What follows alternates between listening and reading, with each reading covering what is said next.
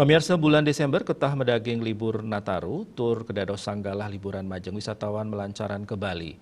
Ring tengahing pandemi COVID-19, kanan inucap ketar kayang rajak memargi, utamanipun saking wisatawan domestik.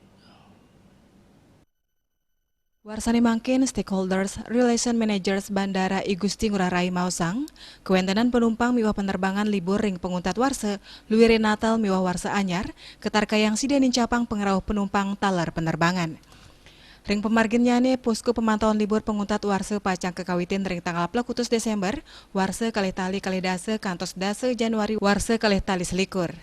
Manut Dani salami kewentenan posko inucap, ketar kayang wenten penincapan yening sayang ring kewentenan posko ring warse kali tali kali siang olas, hingga punike pengerauh wisatawan domestik nincap kantos 3,6%. Tios punike indik penerbangan pesawat ketar kayang nincap kantos 3,1%. Piketanipun narkayang pacang wenten penincapan penumpang miwah pesawat, salami posko terpadu monitoring angkutan udara memargi. Nangingipun durung side masih kayang indik wilangan nyane santukan durung wenten penerbangan sanes sampun kejan tenang. Bali Pos Nguningayang.